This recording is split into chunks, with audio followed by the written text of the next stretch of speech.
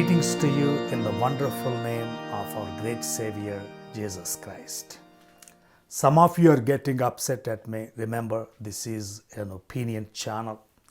Whatever boils my heart, I speak about it. So don't lose your peace. I need to challenge your thinking, and you should also challenge my thinking. You can disagree with me and correct me, that's fine.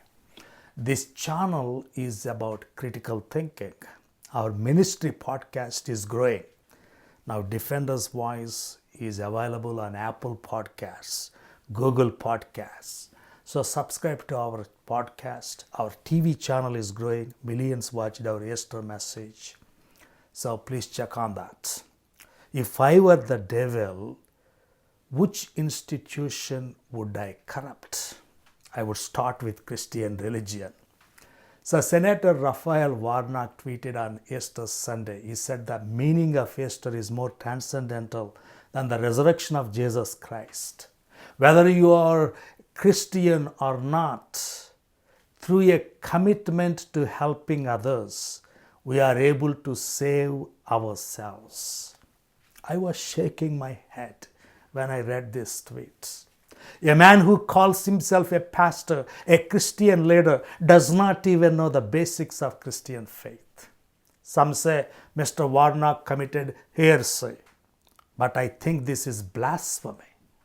There is a difference between heresy and blasphemy. Heresy, what is heresy? Heresy is a belief contrary to orthodox Christian doctrine. What is blasphemy?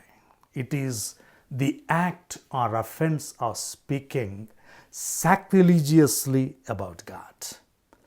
Mr. Warnock committed both heresy and blasphemy. Easter is about the divinity of Christ. On Easter Sunday, Jesus established himself as God, separate from all other human beings who are defeated by death. If you think there is something more than Jesus in Christianity, you are committing blasphemy. There are two false teachings in his tweets. Number one, the meaning of Easter is more transcendental than the resurrection of Jesus Christ. Are you kidding me? There is nothing more transcendental than Lord Jesus Christ. He is the eternal Son of God. He is transcendent and immanent.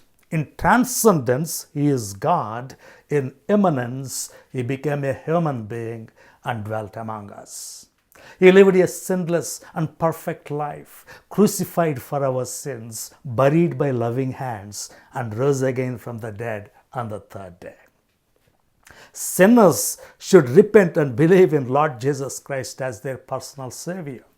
Warnock don't get it because he is a child of liberation theology and replacement theology.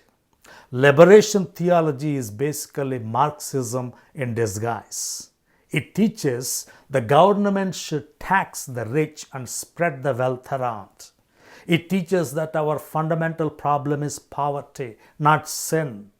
In true Christianity, sin is our problem and we need a savior. But in the liberation theology, poverty is our problem and we need a distributor, which is government. In true Christianity, preaching the cross of Christ is the true gospel. But in liberation theology, distribution of wealth is the true gospel. So on the Easter morning, the Marxist in Warnock woke up. So it is not surprising to me to hear from him that the meaning of Easter is more transcendental than the resurrection of Christ. Warnock also believes in replacement theology, which says God abandoned Israel and embraced the Gentiles. This is also a lie invented by Satan to foment anti-Semitism. God made an eternal covenant with Abraham and it never changes. Let me tell you something interesting.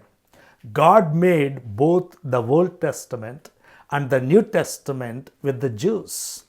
Some people erroneously think that the Old Testament was for the Jews and the New Testament is for the Gentiles. Read Jeremiah chapter 31.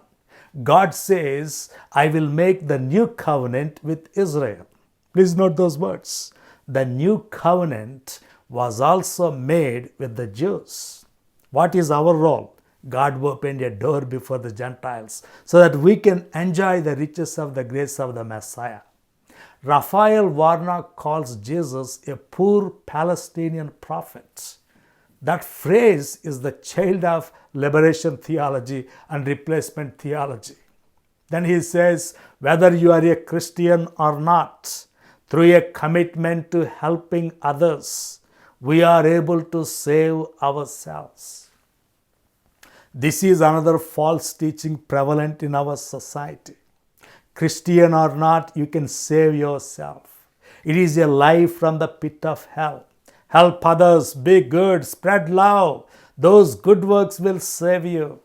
That is the message of all non-Christian religions. But in Christianity, you can only be saved by the blood of our Lord Jesus Christ. Your works, no matter how noble or compassionate, are like filthy rags in the sight of holy God. You should fall at the feet of our blessed Savior to get saved. There is no other way. Warnock says, through helping others, we are able to save ourselves. That is the wide way, folks. Jesus said, enter by the narrow gate, for wide is the gate and broad is the way that leads to destruction. And there are many who go in by it, because narrow is the gate and difficult is the way which leads to life, and there are few who find it. That's from Matthew chapter 7. Warnock is on Broadway. It is filled with a self-righteous crowd. I help others. I am a volunteer. I do a lot of good things for others. I don't need a savior. That path leads you straight to hell. If you want to go to heaven, you should enter the narrow gate and accept Jesus as your Lord and Savior. Warnock later deleted his own tweet. He can't even stand by his own words. I never delete anything I post. You can read all my posts. If I am wrong, I am open to correction, but I never delete my posts. So Warnock expressed his false ideas in his tweet. He is not worthy to call himself a reverend. He should immediately delete reverend from his name, because he is speaking blasphemous things while calling himself a Christian. Okay, folks, that is all for today. Please subscribe to our YouTube channel.